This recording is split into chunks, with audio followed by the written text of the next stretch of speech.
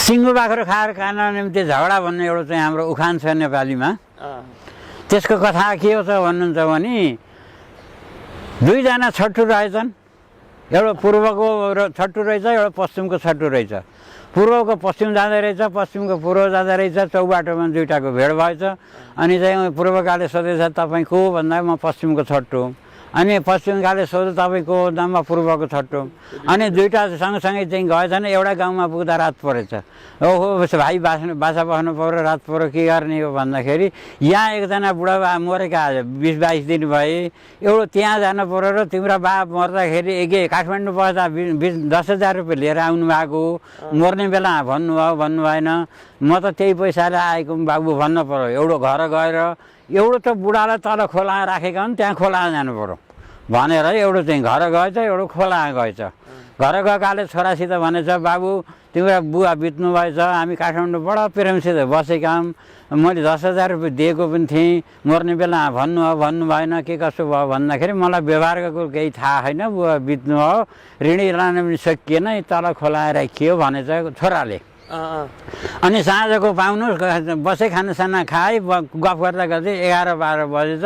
बाबु बुवालाई कहाँ राखेको भन्दा तल खोला राखेको।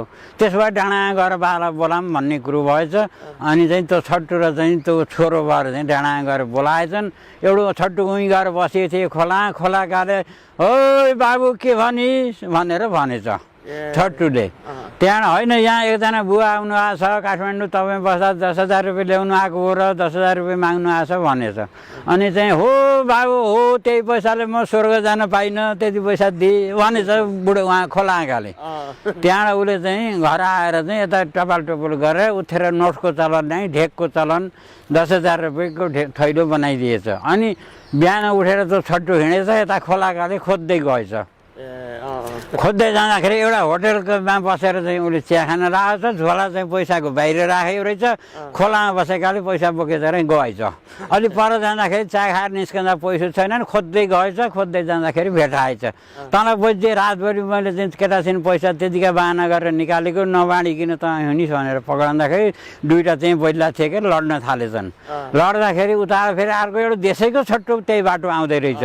अनि भाइ यो किन झगडा गर्नु भएको छ, दिमाग लडाउने हो, बल प्रयोग गर्न हुन्न भनेर भन्दाखेरि यस्तो यस्तो कुरो हो भन्दाखेरि त्यो देशैका छट्टुले के भनेछ भने अब पैसा 10,000 रहेछन्, एउटा खसी किनेर खाम, त्यो खसी किनेर खाएपछि जे गर्ने गरौँला भनेछ। अनि गाउँमा गएर एउटा खसी किनेछन्, खसी किनेर ल्याएर काटे, टाउको एकतिर राखे, ज्यानो चाहिँ पोले खाए, अब पकाएर खाए, जसरी भ्याइयो।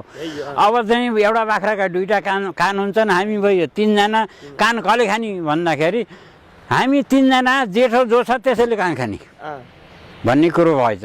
र देशैका छट्टुले सोधेछ, पश्चिमकालाई सोधेछ, पश्चिमकालाई सोध्दा तपाईँ कति वर्षको हुनुभयो भन्दाखेरि म 103 वर्षको भएँ भनौँ पश्चिमकाले।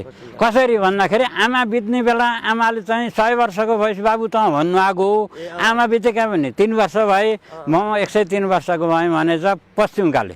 अनि पूर्वकालाई सोधेछन्, पूर्वकाले सोद्धाखेरि म त यो कलिजुगकै होइन, म त 13 जुगको हुँ, राम लक्ष्मण जन्मने वर्षको भन्नु आएको आमाले, म त राम लक्ष्मण जन्मने वर्षको भनेछ पूर्वकाले। अनि त्यो राम लक्ष्मण भन्ने बित्तिकै जाउन देशैको छट्टु सोधेको थियो नि, त्यो फुलुङै भुइँमा पल्टेर चाहिँ मरे बा मेरो बा मरे भनेर पल्टेछ। पल्टेपछि चाहिँ ओहो के भयो भनेर उनी दुईवटालाई आतुरी परेछ। डाक्टर बोलाउने कि के हार्ने भन्दाखेरि होइन डाक्टर सेक्टर बोलाउनु पर्दैन, तर राम लक्ष्मणको नाम लिने बित्तिकै मलाई त्यस्तो चक्कर आयो, मुटुक खायो, म पल्टेँ भन्दाखेरि होइन राम लक्ष्मणको नाम लिने बित्तिकै त्यस्तो मुटु खान पर्ने अवस्था के थियो त तिमीलाई भन्दाखेरि राम लक्ष्मण जन्मने वर्ष मेरो जेठो छोरो बितेको थियो।